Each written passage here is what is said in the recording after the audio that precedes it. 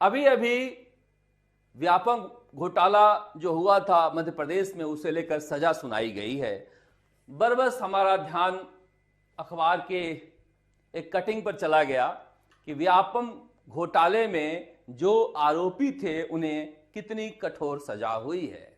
क्या भजनलाल शर्मा की सरकार गहलोत सरकार में हुए पेपर लीक की जांच कराकर उतनी कठोर सजा दिलवा पाएगी? अगर ना दिलवा पाती है तो फिर भजनलाल शर्मा के लिए इससे ज्यादा बुरी बात कोई और नहीं हो सकती है।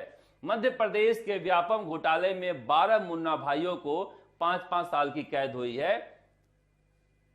ये केवल मुन्ना भाई थे, किसी दूसरे की जगह पर बैठे थे। डमी कैंडिडेट को भी राजस्थान में अब तक किसी भी डमी कैंडिडेट को सजा नहीं हो पाई है। ये सरकार के साख पर बड़ा सवाल है। कैसे आप गहलोत सरकार को कोस सकते हो जब आप किसी भी जांच को अभी तक आखिरी तक नहीं पहुंचा पाए हो, सजा तक नहीं ले जाकर गए हो। दूसरी तरफ एक और खबर है जो हमारे ध्यान को खींचा। संविदा पर भर्ती को लेकर अशोक गहलोत सरकार के खिलाफ भजनलाल शर्मा भी बोला करते थे और बीजेपी भी बोला करती थी, मगर यह खबर छपी है निकायों में 3,999 पद खाली, इनमें अफसर चतुर्थ श्रेणी भी डेपुटेशन और संविदा से भरे जाएंगे। ये खबर अपने आप में बेरोजगारों के लिए बड़ा धक्का है। अब ऐसे पद भी डेपुटेशन से भरे जाएं, संविदा से भरे जाएं, तो फिर बेरोजगार जाएंगे कहां?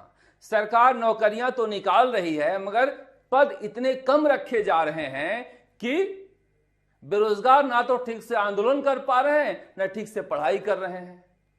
चतुर्थ श्रेणी के पद भी जितने खाली हैं सारे विभागों में, उन सबका डाटा बनाकर पद को और बढ़ाना चाहिए, क्योंकि लंबे समय से चतुर्थ श्रेणी की भर्तियां हुई ही नहीं है। इसके अलावा भी 3rd ग्रेड टीचर में भी जो पद निकाले गए हैं बेहद नाकाफी हैं। इसीलिए हमारी सरकार से मांग है कि बेरोजगारों के बारे में भी विचार करे। पेपर लीक अशोक गहलोत ने किया, उसके लिए आप राजनीतिक सभाओं में आवाज उठाइए, मगर बेरोजगारों की जो वाजिब मांग है उस पर भी ध्यान देना चाहिए। राजनीतिक खबरों में बहुत ज्यादा आज है नहीं। राजनीतिक खबरों में कल कांग्रेस का स्थापना दिवस था और जो बार बार मैं कहता हूं, कई कांग्रेसी नेता हम पर नाराज हो जाते हैं, प्रदेश अध्यक्ष को भी बुरा लगेगा, मगर उनके हवाले से ही छपा है कि ये अच्छी बात नहीं है कि स्थापना दिवस पर भी इतने कम लोग जो हैं वो कांग्रेस दफ्तर में आए। महज 5 विधायक आए। 60 से ज्यादा विधायक है राजस्थान में, कांग्रेस पार्टी के महज 5 विधायक आए थे और कुछ एक कार्यकर्ता आए थे। प्रदेश अध्यक्ष गोविंद सिंह डोटासरा को कहना पड़ा कि जो कार्यक्रमों में आएगा उसे ही टिकट मिलेगा। पता नहीं कितने जमाने से ये बातें सुन सुनकर तो हम पक भी गए हैं और थक भी गए हैं, क्योंकि जो वक्त आता है तो फिर मापदंड कांग्रेस में अलग हो जाते हैं।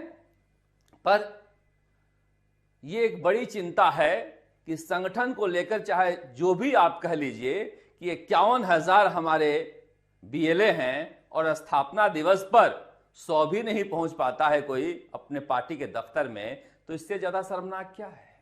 उधर नरेश मीणा है, वो एक अलग ही रंग में नजर आ रहे हैं। अभी तक ये भूल नहीं पा रहे हैं अंता उपचुनाव को। हिंडोली पहुंचे थे अशोक चांदना के यहां और हेलीकॉप्टर लेके पहुंचे थे।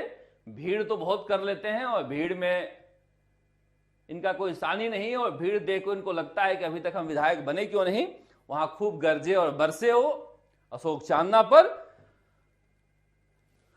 देवनारायण भगवान के यहां गए थे हाथ जोड़ने के लिए।